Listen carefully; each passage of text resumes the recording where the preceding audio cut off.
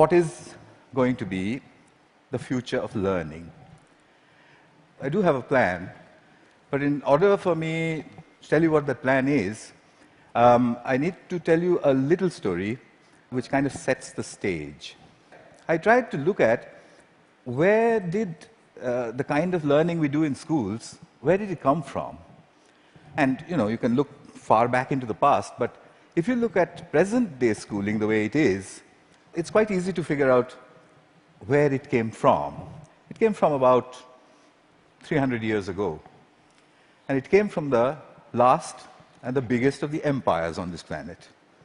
Imagine trying to run the show, trying to run the entire planet without computers, without telephones, with data handwritten on pieces of paper and traveling by ships. But the Victorians actually did it. What they did was amazing. They created a global computer made up of people. It's still with us today.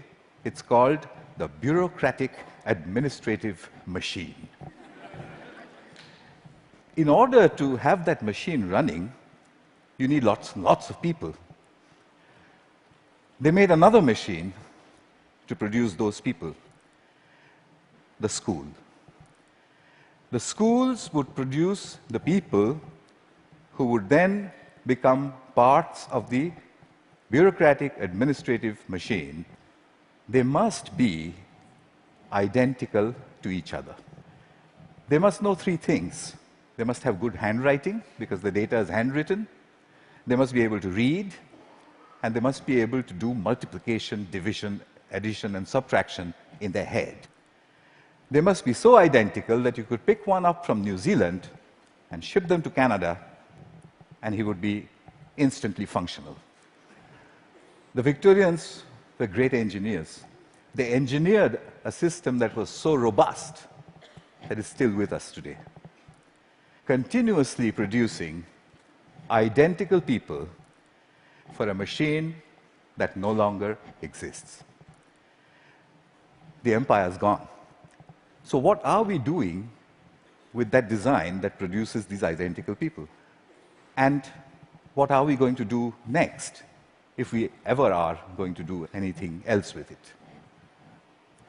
So that's a pretty strong comment there. I said schools as we know them now, they're obsolete. I'm not saying they're broken. It's quite fashionable to say that the education system's broken. It's not broken. It's wonderfully constructed. It's just that we don't need it anymore. It's outdated. What's the kind of jobs that we have today? Well, the clerks are the computers. They're there in thousands in every office. And you have people who guide those computers to do their clerical jobs. Those people don't need to be able to write beautifully by hand. They don't need to be able to multiply numbers in their heads.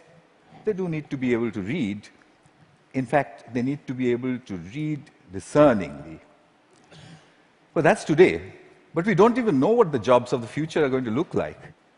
We know that people will work from wherever they want, whenever they want, in whatever way they want.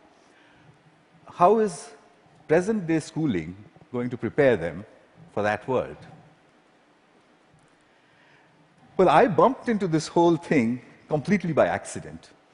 I used to teach people how to write computer programs in New Delhi 14 years ago. And right next to where I used to work, there was a slum. And I used to think, how on earth are those kids ever going to learn to write computer programs? Or should they not? At the same time, we also had lots of parents, rich people, who had computers, and who used to tell me, my son, I think he's gifted, because, he does wonderful things with computers. And my daughter, oh, surely she's, extra intelligent, and so on.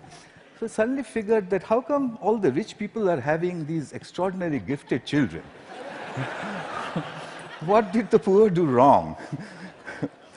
I made a hole in the boundary wall of the slum next to my office, and I stuck a computer inside it just to see what would happen if I gave a computer to children who never would have one, didn't know any English, didn't know what the internet was.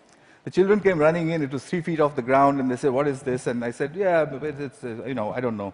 So but then they said, "Why have you put it there?" I said, "Just like that." And they said, "Can we touch it?" I said, "If you wish to." And I went away. About 8 hours later, we found them browsing and teaching each other how to browse. So I said, "But that's impossible. Because, how is it possible? They don't know anything." My colleagues said, "No, it's a simple solution. One of your students must have been passing by, showed them how to use the mouse." So I said, "Yeah, that's possible." So I repeated the experiment. I went 300 miles out of Delhi into a really remote village where the chances of a passing software development engineer was very little. I repeated the experiment there. There was no place to stay, so I stuck my computer in, I went away, came back after a couple of months, found kids playing games on it. When they saw me, they said, "We want a faster processor and a better mouse." So I said, "How on earth do you know all this?" And they said something very interesting to me. In an irritated voice, they said, "You've given us a machine that works only in English, so we had to teach ourselves English in order to use it." That's the first time as a teacher that I heard the word "teach ourselves" said so casually. Here's a short glimpse from those years. That's the first day at the Hole in the Wall. On your right is an 8-year-old. To his left is his student. She is 6. And he's teaching her how to browse. Then on to other parts of the country. I repeated this over and over again, getting exactly the same results everywhere.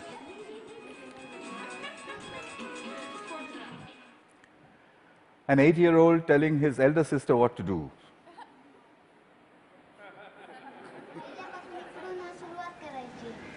And finally, a girl explaining in Marathi what it is and said, "There's a processor inside." So I started publishing. I published everywhere. I wrote down and measured everything, and I said, in 9 months, a group of children left alone with a computer in any language would reach the same standard as an office secretary in the West. I'd seen it happen over and over and over again. But I was curious to know what else would they do if they could do this much. I started experimenting with other subjects. Among them, for example, pronunciation. There's one community of children in southern India whose English pronunciation was really bad. And they needed good pronunciation because that would improve their jobs. I gave them a speech-to-text engine in a computer. And I said, "Keep talking into it until it types what you say." Okay. They did that and watched a little bit of this. Nice to meet you. Nice to meet you. The reason I end it with the face of this young lady over there is because I suspect many of you know her. She's now joined a call center in Hyderabad and may have tortured you about your credit card bills. in a very clear English accent. So then people said, "Well, how far will it go? Where does it stop?" I decided I would destroy my own argument by creating an absurd proposition. I made a hypothesis, a ridiculous hypothesis. Tamil is a South Indian language, and I said, can Tamil-speaking children in a South Indian village learn the biotechnology of DNA replication in English from a street-side computer? And I said, I'll measure them, they'll get a 0. I'll spend a couple of months, I'll leave it for a couple of months, I'll go back, they'll get another 0. I'll go back to the lab and say, we need teachers. I found a village, it was called Kali Kuppam in southern India. I put in hole-in-the-wall computers there, downloaded all kinds of stuff from the internet about DNA replication, most of which I didn't understand. The children came rushing and said, what's all this? So I said, it's very topical, very important. It's all in English. So they said, how can we understand such big English words and diagrams and chemistry? So by now, I had developed a new pedagogical method, so I applied that. I said, I haven't the foggiest idea. and anyway, I'm going away. So I left them for a couple of months. They'd got a 0. I gave them a test. I came back after 2 months, and the children trooped in and said, we've understood nothing. So I said, well, I mean, what did I expect? So I said, okay, but how long did it take you before you decided that you can't understand anything? So they said, we haven't given up. We look at it every single day. So I said, what? You don't understand these screens, and you keep staring at it for 2 months. What for? So a little girl, who you'll see just now, she raised her hand, and she says to me in broken Tamil and English, she said, well, apart from the fact that improper replication of the DNA molecule causes disease, we haven't understood anything else.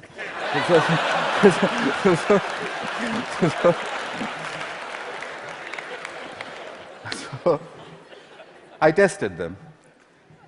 I got an educational impossibility, 0 to 30% in 2 months in the tropical heat with a computer under the tree in a language that they didn't know, doing something that's a decade ahead of their time. Absurd. But I had to follow the Victorian norm. 30% is a fail. How do I get them to pass? I have to get them 20 more marks. I couldn't find a teacher. What I did find was a friend that they had, a 22-year-old girl who was an accountant, and she played with them all the time. So I asked this girl, can you help them? So she says, absolutely not. I didn't have science in school. I have no idea what they're doing under that tree all day long. I can't help you. I said, I'll tell you what, use the method of the grandmother. So she says, what's that? I said, stand behind them. Whenever they do anything, you just say, well, wow, I mean, how did you do that? What's the next page? Gosh, when I was your age, I could have never done that. I mean, you know what grannies do. So she did that for 2 more months. The scores jumped to 50%.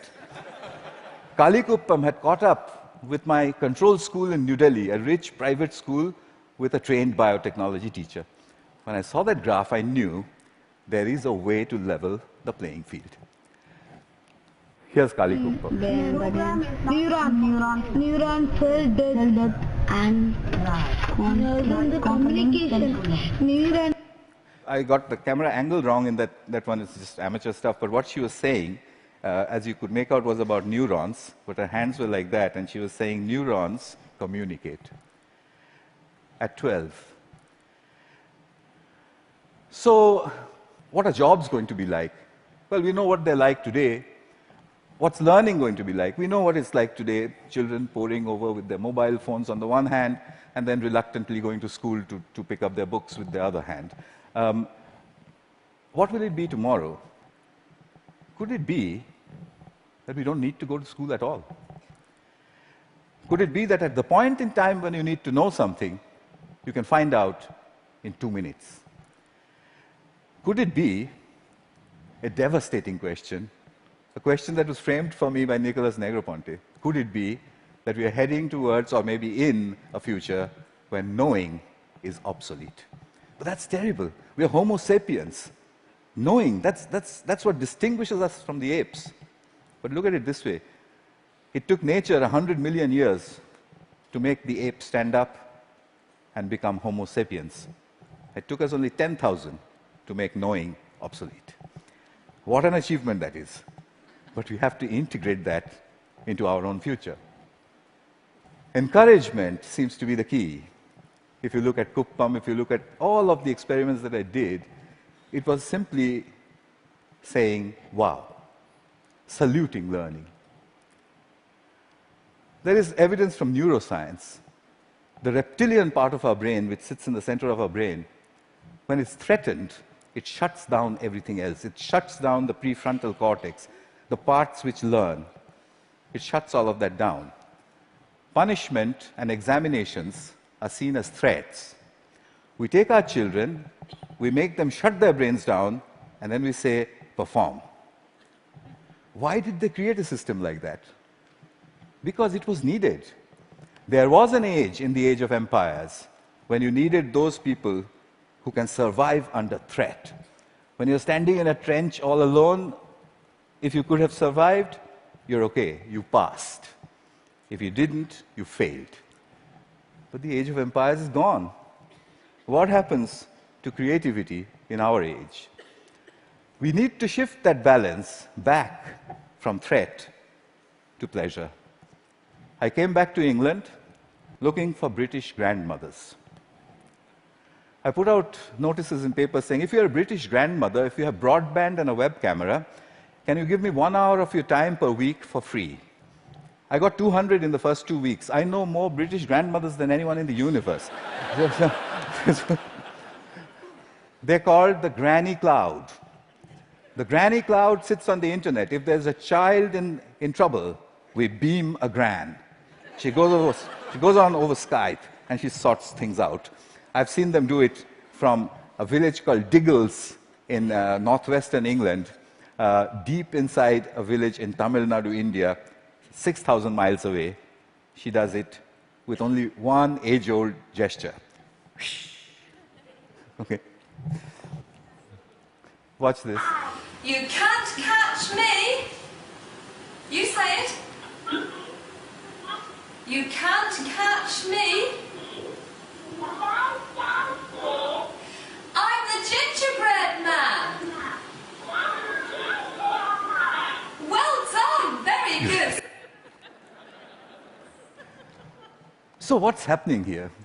I think what we need to look at is we need to look at learning as the product of educational self-organization. If you allow the educational process to self-organize, then learning emerges. It's not about making learning happen, it's about letting it happen.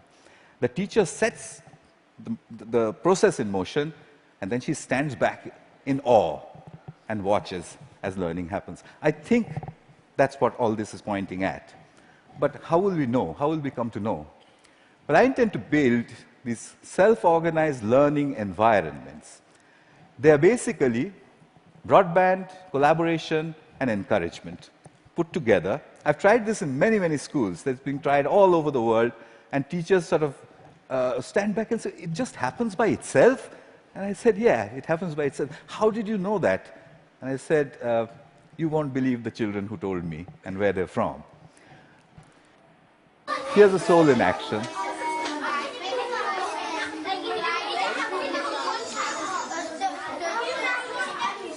This one is in England.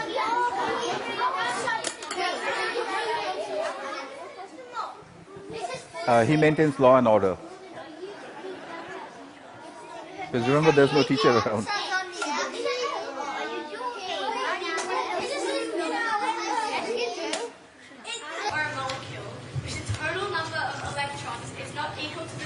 Australia. Giving it a net positive or negative electrical charge. The net charge on an ion is equal to the number of protons in the ion minus the number of electrons. A decade ahead of our time. So souls, I think we need a curriculum of big questions. You already heard about that. You know what that means. There was a time when Stone Age men and women used to sit and look up at the sky and say, what are those twinkling lights? They built the first curriculum. But we've lost sight of that wondrous questions. We've brought it down to the tangent of an angle. But that's not sexy enough. The way you would put it to a 9-year-old is to say, if a meteorite was coming to hit the Earth, how would you figure out if it was going to or not? And if he says, well, what? How? You say there's a magic word, it's called the tangent of an angle, and leave him alone. He'll figure it out.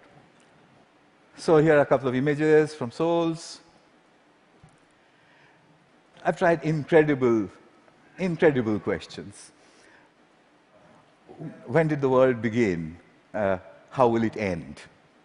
To 9-year-olds. This one's about what happens to the air we breathe. This is done by children without the help of any teacher. The teacher only raises the question and then stands back and admires the answer. So, what's my wish? My wish is that we design the future of learning.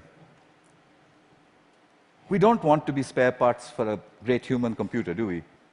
So we need to design a future for learning. And I've got to get this wording exactly right, because, it's very important. My wish is to help design a future of learning by supporting children all over the world to tap into their wonder and their ability to work together, help me build this school. It will be called the School in the Cloud. It will be a school where children go on these intellectual adventures driven by the big questions which their mediators put in.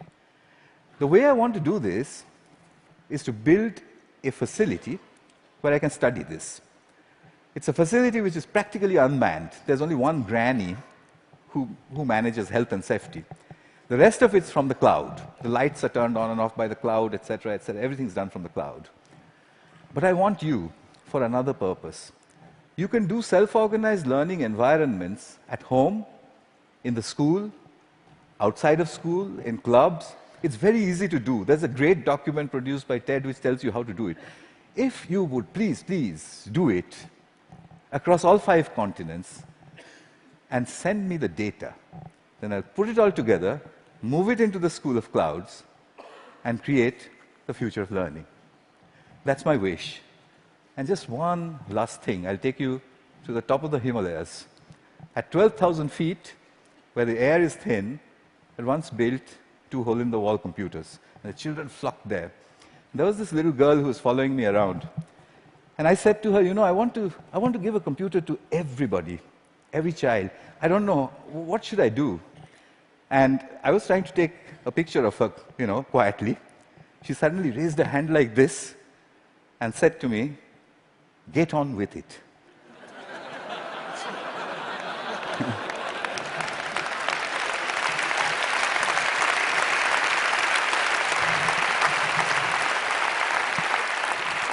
I think it was good advice. I'll follow her advice. I'll stop talking. Thank you. Thank you very much.